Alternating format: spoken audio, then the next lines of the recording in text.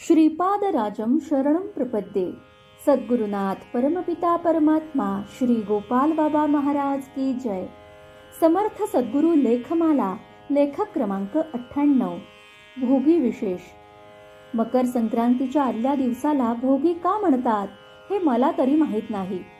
प्रारब्धाने जीवाच्या वाट्याला येणारे भोगावे लागते त्याला भोग म्हणतात आणि भोग भोगणारा जीव म्हणजे भोगी हे मात्र आहे। श्री दत्तात्रेय वज्र कवचात दत्तात्रेयांचे वर्णन त्यागी भोगी महायोगी नित्यानंदो निरंजनहा असे आहे।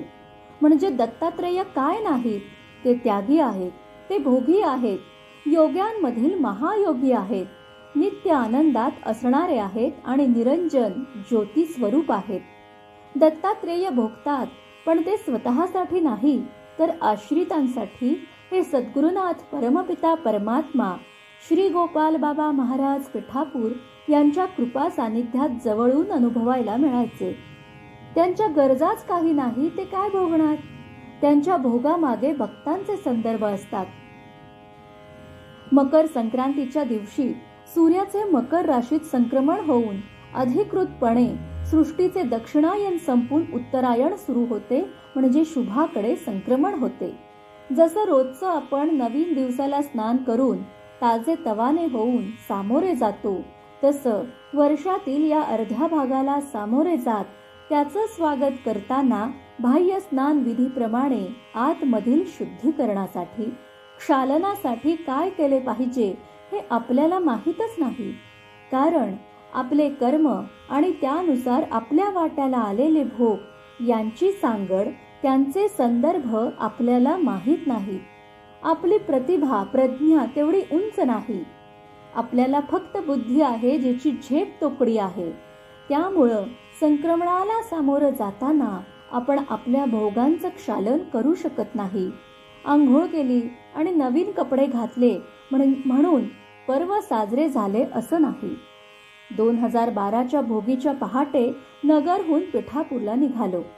हैदराबाद विजयवाडा हायवेचे बांधकाम सुरू असल्याने आश्रमात पोहोचेपर्यंत रात्रीचे 9 वाजले होते।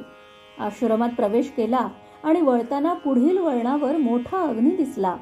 जवळ गेलो तर त्या अग्नीच्या कडेने बाबांची गाडी लागलेली। आज काहीतरी वेगळंच होतं। बाबा गाडीत बसून गाडीच्या खिडकीतून अग्नीकडे सलग पाहत होते। मधूनच हात बाहेर काढून ते शेकल्यासारखे हातवारे करत होते। आम्ही बऱ्याच उशिरा पोहोचलो होतो। वर्माजींनी पटकन इडली चटणीची सोय केली। ते खाऊन परत बाबांच्या गाडीजवळ धगधगत्या अग्नी शेजारी येऊन थांबलो। बाबांवर झोप येण्याचं लक्षण नव्हतं, पण काहीतरी अद्भुत सुरू होतं। बाबांनी 3 वेळा सतीशला सर्वांसाठी थर्मासमधून चहा बनवून आणायला लावलं आणि उपस्थित सर्वांना आता याला दे त्याला दे असं बोटांनी खुणा करून प्रत्येकाला चहा पाजला, स्वतःही पिला। अधूनमधून बाबांचं धूम्रपानही सुरू होतं। पहाटे मी बाबांच्या गाडीच्या पुढच्या टायरला टेकून बसलो होतो, तेव्हा बाबांनी जवळ बोलावलं आणि कानात बारीक आवाजात बोलले, यह परमात्मा का काम है। म्हणजे उद्याच्या संक्रमणाला सामोरं जाताना जे जे कोणी मला आश्रित आहेत, समर्पित आहेत, त्यांचं कर्म भोग हे सगळं जाळून खाक करणं हे परमात्म्याचं काम आहे, जे मी आता करत आहे। बाबा हे बोलले तेव्हा समजलं की भोगी काय असते। आपण तर नुसते भोग घेण्यात मशगूल असतो, त्यावेळी आपला हा बाप आपल्या आश्रितांचे भोग खाक करत असतो।